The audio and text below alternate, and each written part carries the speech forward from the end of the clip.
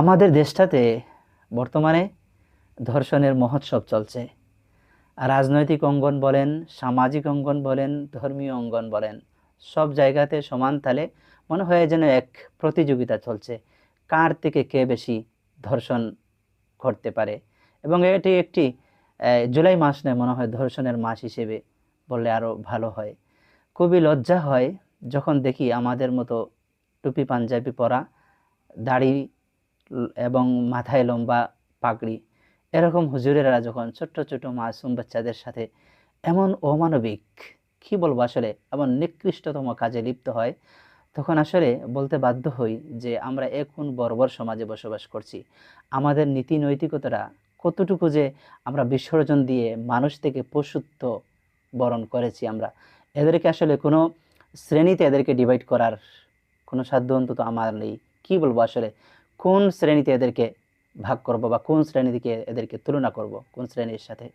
যারা কোরআন হাদিস পড়ে লম্বা লম্বা বক্তব্য দেয়, যারা আল্লাহকে চেনায়, সত্য মিথ্যাকে চেনায়, আল্লাহ রাসূলকে চেনায়, এরাই যখন এই ধরনের অমানবিক কাজে লিপ্ত হয় তখন আসলে বলার কিছু থাকে না। তো বিগত কয়েকদিন ধরে আমাদের রাজনৈতিক অঙ্গন খুব বেশি উত্তাল একটি ধর্ষণ কাণ্ডকে কেন্দ্র করে। এই সাতক্ষীরা সাতক্ষীরা ৪ আসনের এমপি গাজী নজরুল ইসলাম, উনি জামাতের একজন সক্রিয় কর্মী এবং জামাত থেকেই উনি এ নিয়ে ৪ বার এমপি নির্বাচিত হয়েছেন। তো ওনার এই যে কর্মকাণ্ডগুলো, ওনার একটি নয়, দেখলাম যে মেয়েটির সাথে, মেয়েটি ওনার নাতনির বয়সী হবে, ১৫-১৬ বছর বয়স, এখনো মেয়েটির বিয়ের সময় হয়নি। মেয়েটিকে খুব সরলতার সুযোগে এই চাকরি দেওয়ার প্রলোভন দেখিয়ে উনি ধর্ষণ করেছেন এবং ভিডিওটা যখন সামনে আসে তখন পুরো দেশ উত্তাল হয়ে যায়, সমালোচনা আর সমালোচনা। প্রথমে এটিকে এআই বলে অনেক ধরনের চেষ্টা করা হয়েছিল শাক দিয়ে মাছ ঢাকার, কিন্তু শেষ পর্যন্ত আর রক্ষা হয়নি। আসলে এই খারাপ লোকের বা ধর্ষণকারীর নির্দিষ্ট কোনো পরিচয় নেই বা কোনো দলের পরিচয় সে এই পরিচিত না, তার একটি পরিচয়, সে ধর্ষক। আর আমাদের দেশে যদি এরকম ধর্ষকদের যদি বিচার হতো, সুষ্ঠুভাবে যদি বিচার হতো, মনে হয় না আমাদের নৈতিকতা এতটুকু নিচে নেমে যেত। কারণ আমাদের দিকে মানুষ তাকিয়ে আছে, বিশ্বের বিভিন্ন দেশের মানুষ আমাদেরকে এত বেশি নেগেটিভভাবে আমাদেরকে দেখে এবং নেগেটিভভাবে আমাদের নিউজগুলো তারা উপস্থাপন করে তাদের নিউজ মিডিয়ায়। আর সামাজিক অঙ্গন কি বলবেন আসলে, শুধু যে জামাতকে দায়ী করব বিষয়টাতে এমন না। আজকে দেখলাম বিএনপির একজন সিনিয়র নেতা, ওনার ভিডিও ভাইরাল হয়েছে, মানুষ তাকে উত্তম মাধ্যম দিয়ে পুলিশের হাতে সুপর্দ করেছে। আরেকজন এমপি, বর্তমান রানিং এমপি, ওনারও একটি ভিডিও ভাইরাল হয়েছে অনেক আগে। তো সবাই সামাজিক যোগাযোগ মাধ্যমে জোর দাবি জানাচ্ছেন যে ওনাকেও যেন শাস্তির আওতায় আনা হয় এবং ওনাকে যেন বহিষ্কার করা হয়। এটি আমারও দাবি।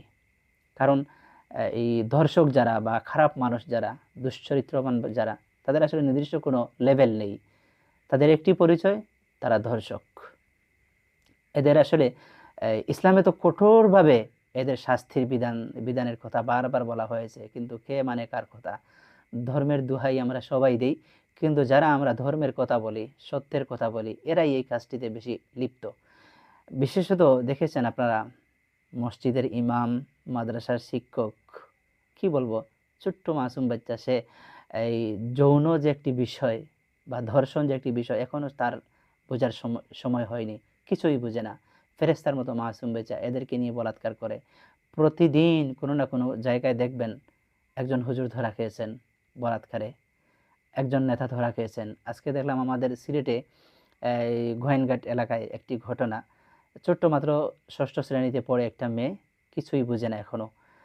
আর পার্শ্ববর্তী একটি বাজারের ফার্নিচার ব্যবসায়ী একজন লোক মেয়েটিকে ডেকে এনে জোরপূর্বক তাকে ধর্ষণ করে ফেলেছে। তো সাথে সাথে এলাকাবাসী ধরে তাকে খুব বেশি গণপিটুনি দিয়েছে।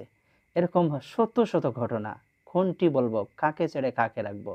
শুধু যে এই ইসলামিক অঙ্গনে হচ্ছে বিষয়টা তো এমন না, সব জায়গায় হচ্ছে, মানে সমান তালে এক ধরনের মহোৎসব চলছে ধর্ষণ কাণ্ডের।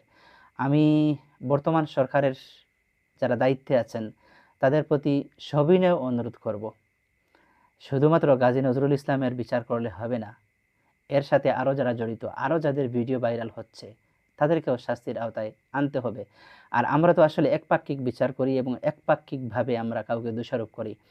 একটি ধর্ষণ কাণ্ড কিন্তু এক হাতে হয় না বা একজনের মাধ্যমে হয় না। নিশ্চয়ই এই যারা দর্শনে জড়িত বা যাদের এই ভিডিওগুলো সামনে এসেছে, তাদের সাথে যে মেয়েরা, অবশ্যই এগুলো খুব নষ্ট, দুশ্চরিত্রবান। এরা যদি চরিত্রবান হইতো, দুশ্চরিত্রহীন না হতো, তাহলে এরা কিন্তু এই ধরনের পাপ কার্যে লিপ্ত হতো না। নিশ্চয় তাদেরও সম্মতি আছে।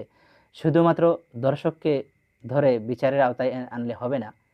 এই দর্শন কাণ্ডে যে মহিলারা বা যে মেয়েরা জড়িত, তাদেরকেও বিচারের আওতায় আনতে হবে। কারণ পাপ তো একজনের দ্বারা হয় না। জোরপূর্বক যদি কেউ কাউকে কোনো কিছু করে ফেলে, তাহলে একপাক্ষিক বিচার হয়। আর যদি দুজনের সম্মতিতে হয়, তাহলে একজনের বিচার কেন হবে? এটা তো আসলে কেমন একটা কথা যে একটি ঘটনা ঘটিয়েছে, দুজনের সমন্বয়ে বিচারের মুখোমুখি দাঁড় করাতে হবে একজনকে, এমনটা তো হয় না। আর খুব লজ্জা লাগে যখন দেখি আসলে আমাদের ইসলামিক অঙ্গনে এত বেশি বলাৎকার, ছোট ছোট বাচ্চাদের সাথে, ছোট ছোট মেয়েদের সাথে। অনেক জায়গায় তো বিগত কয়েকদিন ধরে ইদানিং দেখছি না যে হত্যাকাণ্ড, ছোট্ট বাচ্চাটাকে ধর্ষণ করে মেরে ফেলেছে, এরকম অসংখ্য ঘটনা ঘটেছে। কিন্তু একটি বিচার ব্যবস্থা কেমন আমাদের দেশে, আসলে আমার কাছে খুব প্রশ্নবিদ্ধ মনে হয় বিচার ব্যবস্থাকে কেন্দ্র করে। কারণ এই ঘটনাগুলো বা এই দর্শকদের বিচার করতে এত সময় লাগে কেন? যদি খুব দ্রুত সময়ের মধ্যে যদি দু একটি ধর্ষণের বিচার সবার সামনে হতো, বা সবার সামনে যদি বিচারের এই ফলাফলটা আমরা দেখতে পারতাম, তাহলে মনে হয় আরও যারা করছেন এমন অপকর্ম, তারা কিছুটা হলেও তারা এখান থেকে থেমে যেতেন। এবং একটি ভয় কাজ করতো সবার মধ্যে, যে যদি এই কাণ্ডে আমি ধরা খেয়ে যাই এই কাজে, তাহলে আমার এমন কঠিন বিচার হবে। আমার মনে হয় এগুলা কমিয়ে আসতো বাংলাদেশ থেকে। তো সরকারের প্রতি উদাত্ত আহ্বান জানাই, বিভিন্নভাবে তো আপনি করছেন, অন্তত এই দিকটায় আরেকটু মনোনিবেশ করেন, এদেরকে আর কঠিন শাস্তির আওতায় আনার জোর দাবি জানাচ্ছি। সবাই ভালো থাকুন। আসসালামু আলাইকুম।